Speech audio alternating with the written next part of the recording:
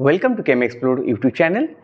इस वीडियो में हम लोग एनएमआर का लेक्चर नंबर 3 के ऊपर डिस्कस करेंगे। इसके पहले मैं ऑलरेडी एनएमआर के ऊपर 2 लेक्चर अपलोड कर दिया, उसका लिंक मैं डिस्क्रिप्शन बॉक्स में दे दूंगा। अगर आप लोगों ने वो लेक्चर कंप्लीट नहीं किया तो पहले वो 2 लेक्चर को सही से कंप्लीट कर लो, उसके बाद इस थर्ड लेक्चर में आना, क्योंकि सब लिंक्ड है। सो इन दिस क्लास हम लोग मेनली डिस्कस करेंगे about the resonance and your population density between the 2 nuclear spin state. ये काफ़ी इंपॉर्टेंट है। यहाँ पे हम लोग काफ़ी सारे बेसिक केमिस्ट्री के ऊपर डिस्कस करेंगे, तो इस वीडियो को एंड तक देखना। And if you are new to this YouTube channel, please subscribe to this YouTube channel for chemistry related video, right. तो स्टार्ट करते, देखो यहाँ पे हम लोग स्टार्ट करेंगे पहले एनएमआर में what is the resonance and what is the population density. ये दोनों पॉइंट काफ़ी इंपॉर्टेंट है। Okay, now what is this resonance. Now जब भी हम लोग रेजोनेंस के ऊपर बात करेंगे, पर्टिकुलरली इस रेजोनेंस का जो केमिस्ट्री होता है, इसको हम लोग ऐसे करके समझेंगे। You have a nucleus, right. तो कोई भी एक न्यूक्लियस में अगर हम लोग external magnetic field that is your B0 को अगर प्रोवाइड करेंगे, तो ये जो एक्सटर्नल मैग्नेटिक फील्ड के प्रेजेंस में जो न्यूक्लियस है वो ऐसे रोटेशन करना स्टार्ट कर देंगे, एंड वही रोटेशन को हम लोग बोलते हैं precising. We can call it as a precis. Okay, तो ये केमिस्ट्री का टर्म है प्रेसिस। सो जब ये प्रेसिस, ठीक है, ये देखने में कुछ ऐसा होता है जैसे you have a nuclei like this, ठीक है। तो इसका जनरल एक्सिस ऐसा होना चाहिए था, and this is the direction of your external magnetic field. तो अगर मैं B0 को ऐसे करके इस डायरेक्शन में दे दूं ना, तो ये जो पर्टिकुलरली जो न्यूक्लियस है, इसका जो स्पिन ओरिएंटेशन ऐसे होने वाला है, दिस इज +½ तो ये बेसिकली देखो ऐसे रोटेट करने वाला है। इसको हम लोग बोलते ऐसे मत।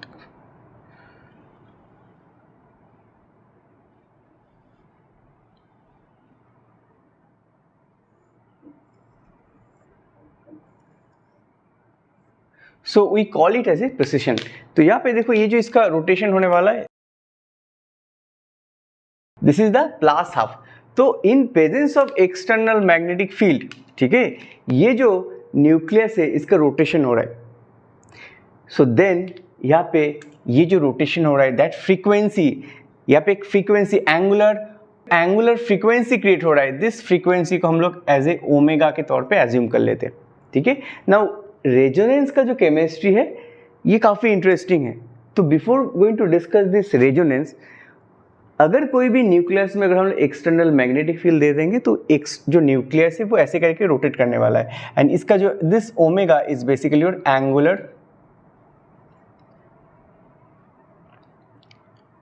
फ्रीक्वेंसी, ठीक है। और इसको हम लोग लैरमर फ्रीक्वेंसी भी बोलते हैं, लैरमर something frequency.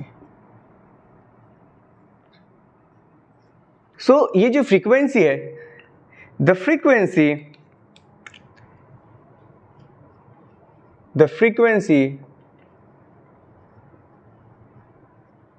at which this a proton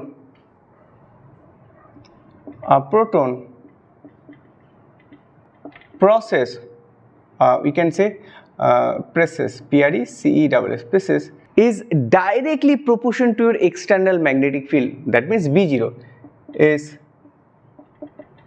directly proportional to the external magnetic field.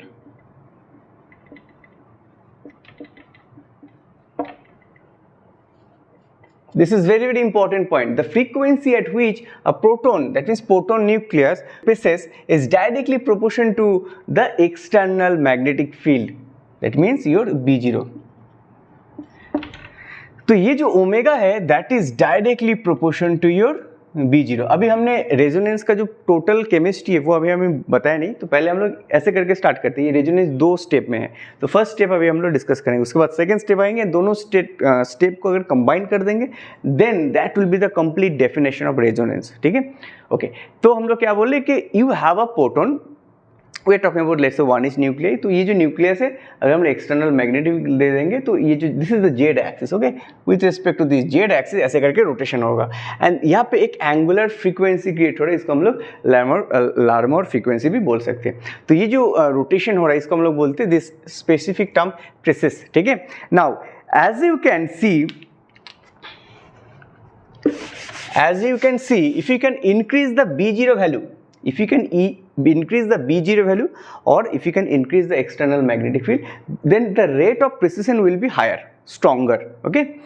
The next point that you need to understand, second point is, देखो यहाँ पे ये जो न्यूक्लियस होता है ये बेसिकली चार्ज होते हैं ना, चार्ज पार्टिकल होते हैं ना, न्यूक्लियस में तो चार्ज रहेगा। Now because you have a charge, यहाँ पे चार्ज है एंड यहाँ पे एंगुलर फ्रीक्वेंसी, यहाँ पे रोटेशन भी हो रहा है। As a result because nucleus has a charge, तो यहाँ पे एक ऑसिलेटिंग इलेक्ट्रिक फील्ड क्रिएट हो जाता है, ठीक है। बिकॉज यहाँ पे ये जो न्यूक्लियस में चार्ज है, because of the charge on the nucleus you are going to get a oscillating electric field. This is very very important. तो यहाँ पे दो सिनेरियो है। फर्स्ट सिनेरियो इज दैट कोई भी proton means this 1 inch nuclear का जो nucleus है in presence of external magnetic field ऐसे करके रोटेशन करना स्टार्ट करेगा फर्स्ट स्टेप में। तो ये रोटेशन जो हो रहा है ना, एंगुलर जो फ्रीक्वेंसी जिसको हम लोग ओमेगा से डिनोट किए, राइट, तो that is the first step. इस फ्रीक्वेंसी को हम लोग लैमर फ्रीक्वेंसी भी बोल सकते हैं। As I mention that if you can increase the B0 value this angular frequency will be stronger. Try to understand. यहाँ पे एक जस्ट मैं डेटा के ऊपर बेस करके बता रहा हूँ। लेट्स से अगर B0 वैल्यू, ठीक है, B0 का यूनिट क्या है, Tesla, T means Tesla, temperature नहीं है, T means Tesla and this omega इसका यूनिट क्या है, mega hertz. This is just for your information. अगर B0 वैल्यू 1.41 टेस्ला है, इसको याद रखना, ठीक है। If B0 is 1.41 Tesla then ये जो ओमेगा वैल्यू होता है वो अराउंड 60 मेगा हर्ट्ज होता है, ठीक है। एक को याद रखना, if you can increase this 1.41 Tesla to 2.35 Tesla, then इसका जो megahertz value that will be your 100। Clear हो गया? This is very very important. If you can increase the external magnetic field, strength of the external magnetic field, okay, just this B0 is the strength of the external magnetic field. As you can increase the strength of the external magnetic field, this angular frequency automatically increase। देखो यहाँ पे increase करो, megahertz value भी increase हो रहा है।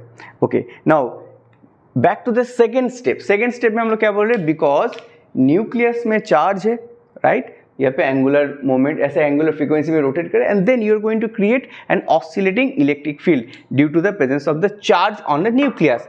सो you are going to get, अच्छा यहाँ पे और एक चीज याद रखना, अगर B0 का यूनिट टेस्ला है, टेस्ला से गॉस में अगर कन्वर्ट करना है, 1 Tesla that will B 10,000 Gauss, something like that. तो यहाँ पे अगर 1.41 टेस्ला है, इससे 10,000 से मल्टीप्लाई कर दो, you are going to get that gauss. तो B0 का वैल्यू अगर 14,100, राइट, 100 गॉस होने वाला है, हाँ, then omega value will be 60 megahertz. Okay, now second point is that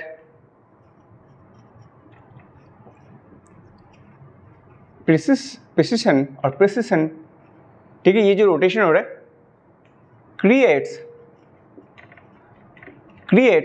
an oscillating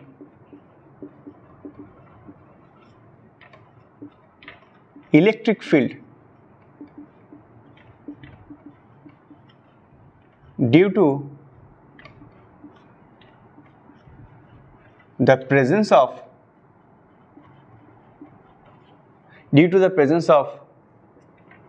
charge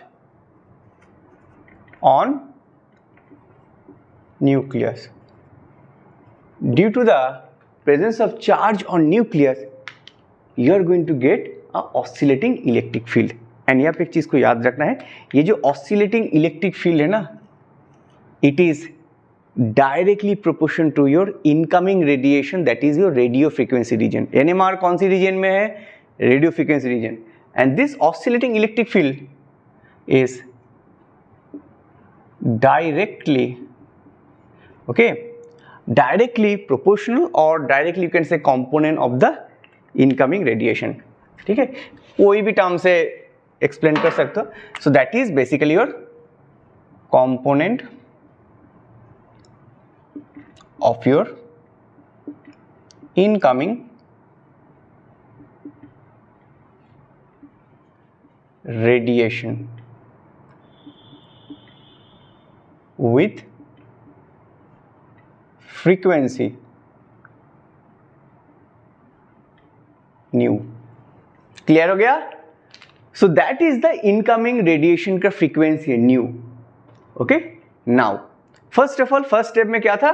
first step में कोई भी प्रोटॉन जो है न्यूक्लियस में अगर हम एक्सटर्नल मैग्नेटिक फील्ड इस एक्सिस में डालेंगे तो इसको ऐसे करके रोटेशन होने वाला है, ऐसे करके.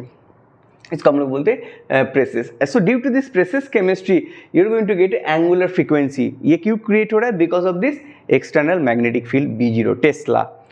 Second point is that because nucleus में चार्ज है and due to this precession you are going to create an oscillating electric field. Clear हो गया? एंड ये जो ऑसिलेटिंग इलेक्ट्रिक फील्ड है दैट इज द कंपोनेंट और the directly you can say that is the incoming radiation का जो frequency है उसका कंपोनेंट है. तो ये हम लोग दो स्टेप, वन स्टेप यहाँ पे प्रोसेशन क्रिएट हो रहा है, प्रोसेशन में यहाँ पे एंगुलर फ्रीक्वेंसी क्रिएट हो रहा है that is the Larmor frequency भी हम लोग बोल सकते हैं due to this external magnetic field and followed by because nucleus में चार्ज है तो यहाँ से हम लोग incoming electric oscillating electric field को भी क्रिएट कर सकते हैं which is the component of the incoming radiation. And ये जो रेडिएशन इनकमिंग रेडिएशन हम लोग बोल रहे हैं ये बेसिकली रेडियो फ्रीक्वेंसी रीजन. ठीक है, तो वही रेडियो फ्रीक्वेंसी रीजन से एनर्जी को एब्जॉर्ब किया जाएगा. अभी देखो now what is the definition of the resonance. Resonance का मेन डेफिनेशन है if your W and new will be equal. That means इसका जो एंगुलर फ्रीक्वेंसी हो रहा है एंड अगर जो इनकमिंग रेडिएशन का जो फ्रीक्वेंसी अगर ये दोनों वैल्यू इक्वल है देन इनकमिंग रेडिएशन से जो एनर्जी आ रहा है वही एनर्जी न्यूक्लियस में ट्रांसफर हो जाएगा.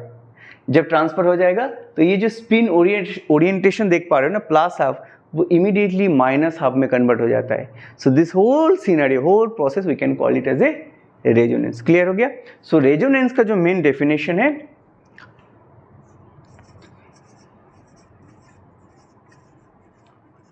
NMR में रेजोनेंस का जो मेन कंडीशन है nu will be equal to your omega.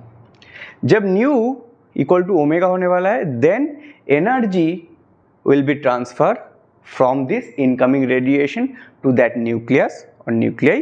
And यहाँ पे न्यूक्लियाई का जो स्पिन स्टेट है प्लस हाफ इसको ड्यू टू दिस एब्जॉर्प्शन ऐसे लिख देता हूं due to this energy absorption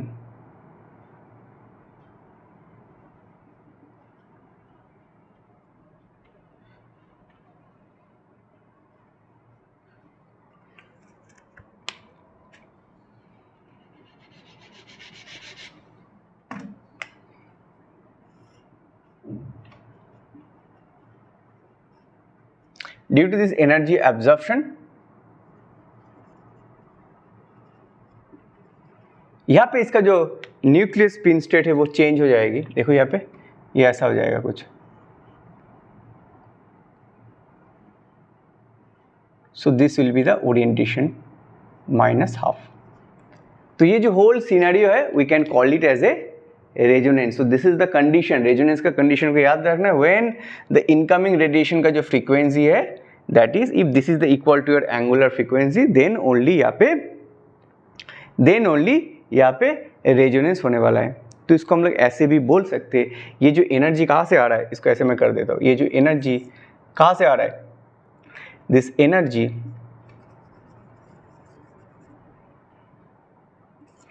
energy H new incoming energy का न्यू. देन हम लोग इसको कैसे बोल सकते हैं यहाँ पे H से मल्टीप्लाई कर देते. If H nu is basically H omega then also resonance will happen. Clear हो गया? तो एनर्जी एब्जॉर्ब हो रहा है H न्यू एनर्जी आ रहा है एंड दैट इज पॉसिबल जब when H nu will be your H omega, then only ये रेजोनेंस केमिस्ट्री हो रहा है। आई होप क्लियर हो गया what is the basic definition of resonance. याद रखना रेजोनेंस का बेसिक डेफिनेशन वही है, if the incoming frequency radiation frequency, first of all if the angular frequency of this precessing nuclei is equal to the frequency of the incoming radiation, then the energy will transfer from the incoming energy to that nucleus, and then इसका जो spin orientation देख रहे हो nucleus spin वो change हो जाता है। So this whole scenario you can call it as a resonance। ये काफ़ी important है। अभी जो हम लोग डिस्कस करेंगे we are going to discuss about the population density। देखो population density के ऊपर पॉपुलेशन डेंसिटी के ऊपर काफ़ी सारे क्वेश्चन पूछा जाता है। फर्स्ट क्वेश्चन इज दैट जो हम लोग एनएमआर इंस्ट्रूमेंट यूज़ करते इन सेवरल इंस्टीट्यूट में, you have a 400 megahertz, 300, 500, 600, 800 megahertz instrument normally use किया जाता है, ठीक है, उसके ऊपर हम लोग नहीं जाएंगे। So now let's talk about जब हम लोग पॉपुलेशन डेंसिटी के ऊपर डिस्कस करेंगे। इसको छोड़ो, इसको मैं इरेज कर देता हूँ, ठीक है, इसको लिख लेना, ठीक है, इसको मैं जब भी हम लोग पॉपुलेशन डेंसिटी के ऊपर डिस्कस करेंगे, पॉपुलेशन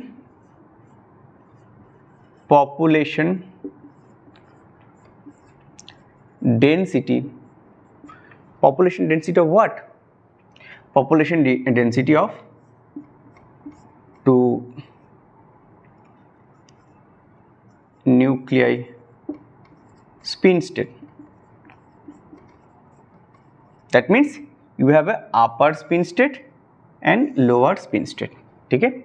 Now population density की अगर बात करें, let's say अगर कोई भी let's say अगर हमारे पास if you have 60 this is the frequency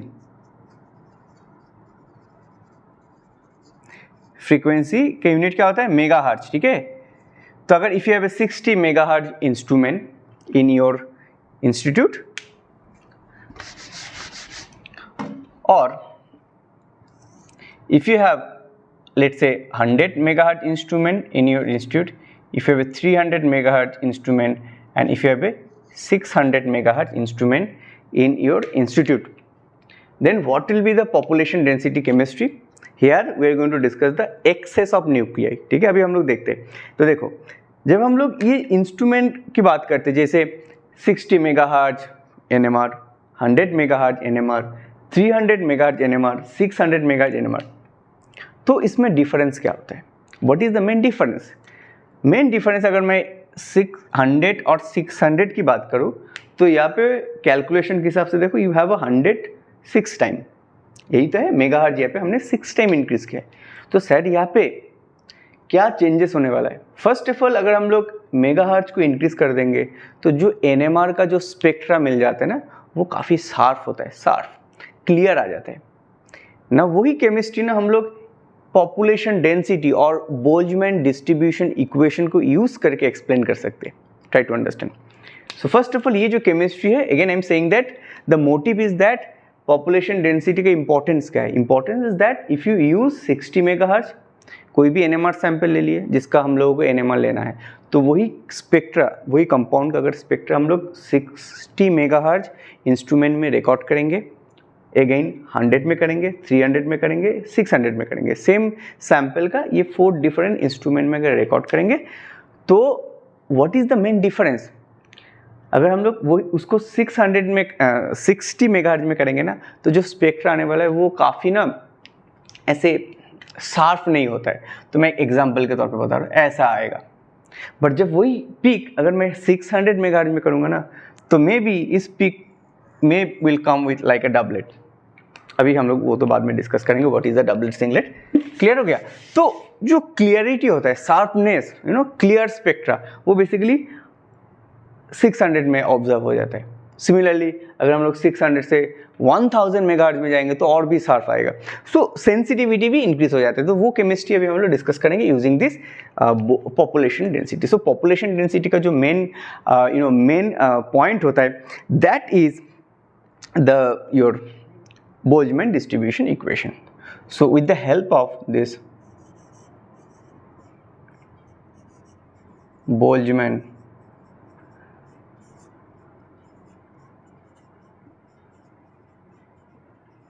distribution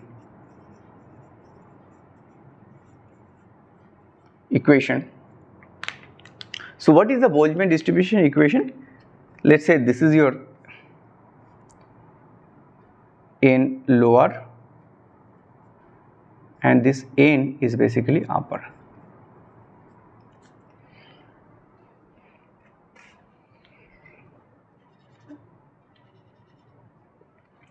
So what is your n lower? N lower is the number of nuclei. Try to understand number of nuclei in the lower spin state. यहाँ पे मैं लिख देता हूँ. What is the n0? Sorry, n0 नहीं, n lower.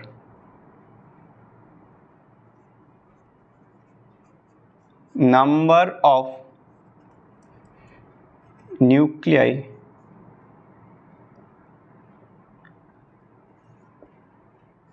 in the lower spin state. And what is the n upper?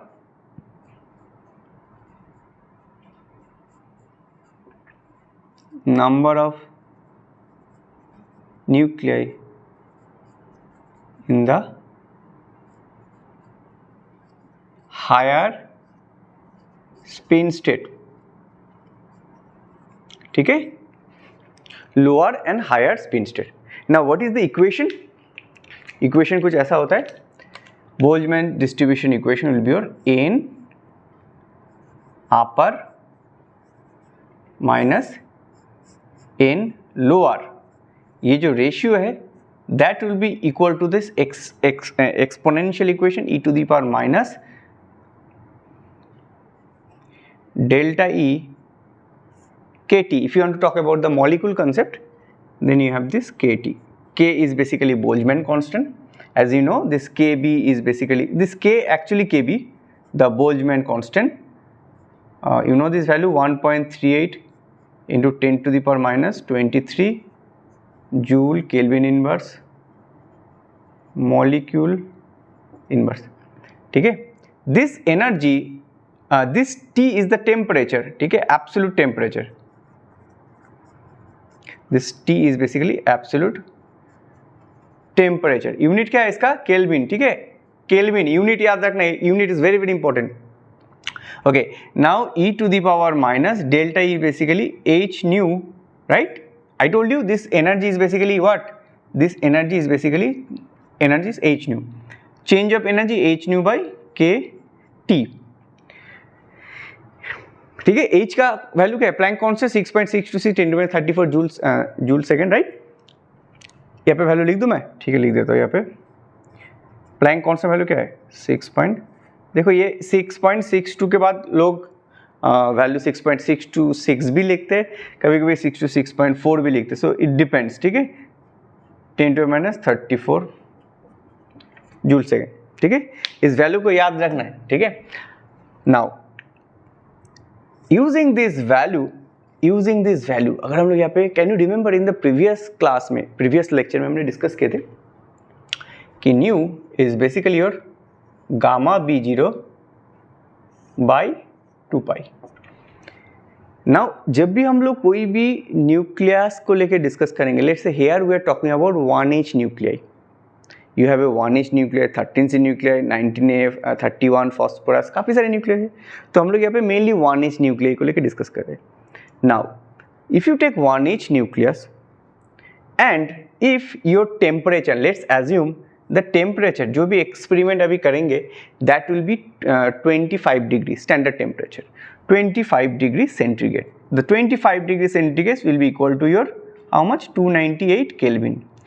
So at this temperature, try to understand, यहाँ पे ये जो वैल्यू है ना, टेम्परेचर भी कांस्टेंट है, के भी कांस्टेंट है, एच भी कांस्टेंट है.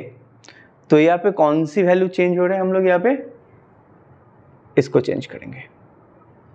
इसको चेंज तो कर रहे, राइट? यही तो चेंज हो रहा है, ये जो फ्रीक्वेंसी. नाउ ये फ्रीक्वेंसी जो है, आई टोल्ड यू ये जो फ्रीक्वेंसी है, this frequency is directly proportion to your omega, and omega कहाँ से क्रिएट हो रहा है? B0 से। ओमेगा कहाँ से क्रिएट हो रहा है? B0 से, directly proportion, right? So this is very very important. तो ये न्यू की जगह में हम लोग इस वैल्यू को भी डाल सकते हैं ना, so that means you can write down. समझ में आ गया? सो बेसिकली आप अगर इस वैल्यू को डाल देते हो then you have this gamma H B0 by 2 pi. समझ में आ रहा है? अभी देखो 2 पाई एंड KT। सो यहाँ पे ये जो टर्म है ये सब कांस्टेंट है, H, ठीक है? यहाँ पे देखो ये H 2 पाई KT ये सब कांस्टेंट है। तो इस कांस्टेंट को हम लोग यहाँ पे एज ए थीटा एज्यूम कर लेते and this gamma V0। Clear हो गया? So that is equal to this n upper by n lower. as you can vary this V0 तो वैरी कर सकते हो ना, ये टेस्ला को वैरी कर सकते हो, and that is directly proportional to your omega, ठीक है? So that's I told you in the previous class, अगर हमारे पास 100 मेगाहर्ट्ज इंस्ट्रूमेंट है तो for that 100 megahertz instrument what will be the tesla value कितना हो जाएगा? 2.35 tesla for 1 H nuclei only, ठीक है? 1 इंच न्यूक्लियाई ओनली। अगर हम लोग इसको 600 मेगाहर्ट्ज के हिसाब से करेंगे तो कैलकुलेट कर लो टेस्ला क्या हो जाएगा। एक टेस्ला आ जाएगा, देख लेना, 100 के हिसाब से ये होगा तो 600 के हिसाब से 6 टाइम बढ़ जाएगा, तो कुछ ऐसा ही होगा ना, तो उसमें कुछ एक वैल्यू आएगा। तो अगर हम लोग टेस्ला को इंक्रीज करेंगे तो each and every nuclei has a different gyromagnetic ratio. ये जो गामा है that is your gyromagnetic ratio, सब न्यूक्लियस में इसका वैल्यू अलग होता है। तो as a result you are going to get some value. So experimentally हम लोगों को जो ये वैल्यू मिलता है ना, n upper by n lower, इसका रेशियो क्या होता है देखो, फॉर 1 इंच न्यूक्लियाई, कंडीशन याद रखना, कंडीशन है फॉर 1 इंच न्यूक्लियाई और न्यूक्लियस 25 डिग्री सेंटीग्रेड, याद रखना 25 डिग्री सेंटीग्रेड और 298 केल्विन। चलो इसको छोड़ देते हैं, ये टेम्परेचर सब में फिक्स है, ठीक है? What is the frequency? 60 megahertz. 60 megahertz instrument के हिसाब से ये जो वैल्यू आता है this will be around 1 million means 10 lakh. तो अपर में what will be the number of nuclei? Upper में 10 लाख, हाँ 10 लाख मीन्स 1 मिलियन। नीचे आ जाता है दिस वैल्यू। तो टोटल कितने हैं? 10 लाख से 9 ज़्यादा है, तो टोटल कितना है? 20 lakh 9, that means approximately 2 million. तो अप्रॉक्सीमेटली 2 मिलियन में अगर हम लोग कोई भी 1 इंच न्यूक्लियाई का एक्सपेरिमेंट करते इन 60 मेगाहर्ट्ज इंस्ट्रूमेंट, तो 60 मेगाहर्ट्ज इंस्ट्रूमेंट में एक्सेस कितना होता है? अपर लोअर, इसमें एक्सेस कितना होता है? What is the excess of nuclei? That is very very important. Excess nuclei, this excess nuclei 9, right? देखो 9 ही तो हो रहा है। सो ये एक्सेस न्यूक्लियाई सबसे ज्यादा इंपॉर्टेंट है NMR में, because if you can increase the megahertz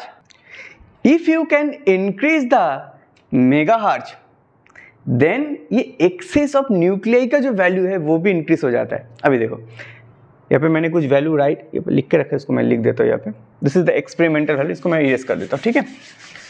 now what we are discussing here that you have a frequency and excess nuclei.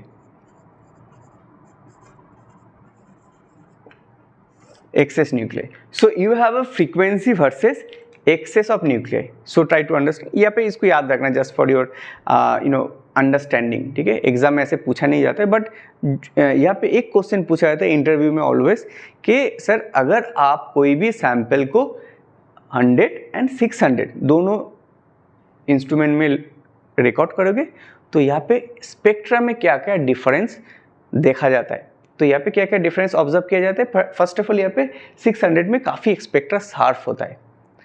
अगर शार्प का मतलब 100 में अगर ये थोड़ा हार्म ऐसे आ रहे हैं, ऐसे लाइक शार्प नहीं हो रहा है, तो देन यही स्पेक्ट्रा 600 में ऐसा शार्प मिलता है. Why? Because if you can increase the frequency, megahertz frequency of the instrument, then excess of nuclei value also increases. So that's why यहाँ पे 60 मेगाहर्ट्ज के केस में कितना मिल रहा है? 9. मैं देख के लिख देता हूँ, ठीक है, no need to remember. Okay, 100 में I don't have the value. 100 में कुछ, let me check. Okay,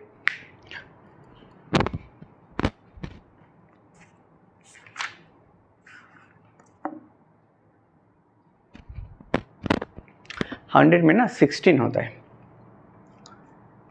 you can see that in your screen. Okay, then 300 में इसका वैल्यू आ जाता है 48 एंड 600 में आई थिंक 96. तो एक्सेस न्यूक्लियाई का वैल्यू इंक्रीज हो जाता है. तो जितने ज़्यादा एक्सेस न्यूक्लियाई हो जाएगा दैट मीन्स लोअर, ठीक है, ये जो लोअर स्पिन स्टेट है, this is your n upper and this is your n lower. तो एक्सेस वैल्यू का मतलब है लोअर स्पिन स्टेट में, न्यूक्लियर स्पिन स्टेट में न्यूक्लियाई का नंबर ज़्यादा हो रहा है.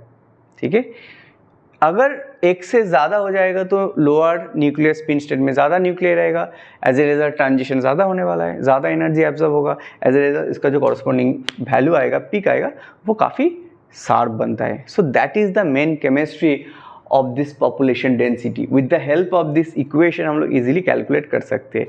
क्लियर हो गया?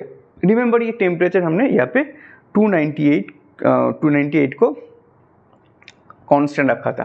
क्लियर हो गया? So that is the important of this population density chemistry, right? तो केम एक्सप्लोर का जो रिसेंटली हमने काफ़ी सारे ऑनलाइन कोर्सेज भी लॉन्च किए. अगर आप लोग ज्वाइन करना चाहते हो तो डेफिनेटली केम एक्सप्लोर का जो ऑनलाइन कोर्स है, रिसेंटली हमने silver, nickel, gold batch launch किया है. सिल्वर जो बैच है ये अपकमिंग CSIR UGC नेट 2025 का जो जून का नेट है उसके लिए हमने लॉन्च किया है. तो आप लोग उसमें भी ज्वाइन कर सकते हो. जो जून का नेट है, ठीक है, जून इस एग्ज़ाम के लिए जो नेट है, ठीक है, इस ईयर का जो बैच है that is your silver batch. इस बैच में आप लोग ज्वाइन कर सकते हो क्योंकि अभी हमने रिसेंटली इसका लाइव क्लासेस स्टार्ट किया. आप लोग रिकॉर्डेड बैच भी ले सकते हो. ठीक है, if you like this video kindly share with your friends. If you have any doubt regarding this chemistry you can ask me in the comment section. Thank you very much for watching this video.